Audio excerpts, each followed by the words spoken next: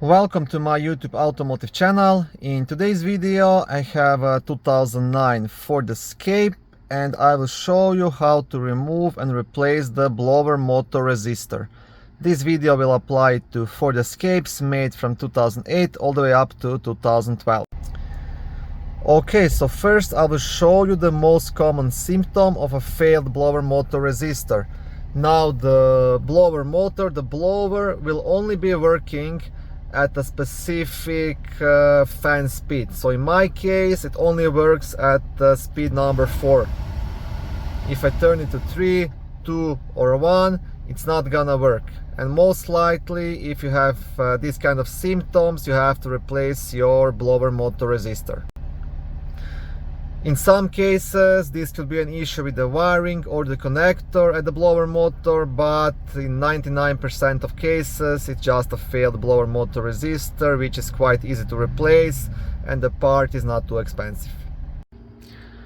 Blower motor resistor is located just behind the glove box. The first thing you want to do, you want to open the glove box, empty it out, and then you'll want to lower it all the way down. So to lower the glove box, you'll have two black tabs just here on the top. I hope you can see it.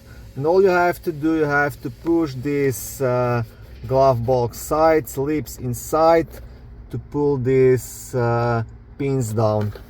So once you do that, your glove box will just fall down all the way and give you all the access here to work. So you will have to work here in a tight space. Your blower motor resistor will be located just down here. So first what you have to do, you have to disconnect it. You have this electrical connector, and once you remove the connector you'll have two screws to remove. But first, to remove the connector, you'll have like a small black pin right here, you see. So you have to push it here and then pull the connector out. I'll have to use both of my hands to do it, but this is the idea. So just push on this pin and pull it out. Okay, I will pull this connector a bit out now as well. So as you can see, it's very easy. Just push on this tab and pull it out. Once you've done that, you'll have two 8mm screws to remove, just here on top, one here and one on the opposite side, to be able to pull out the blower motor resistor. I will try to squeeze in my phone to give you a better view. Okay, you see, here is one screw and here is the other one. So all you have to do is remove those two screws, and that's pretty much it. Now, like I said, it's a bit tight space, so you'll have to put some effort into it, but it's definitely doable. Okay, now you can use either a ratchet with 8mm socket or a wrench key to remove both of these screws, whichever is easier for you. But I believe if you use a ratchet with the extension, it's gonna be quite easy. So yeah, remove those two screws. And just a quick tip, once you loosen up those screws, you can even use your fingers just to unscrew it all the way, right? You don't have to really use the ratchet. This will be the easiest, I guess.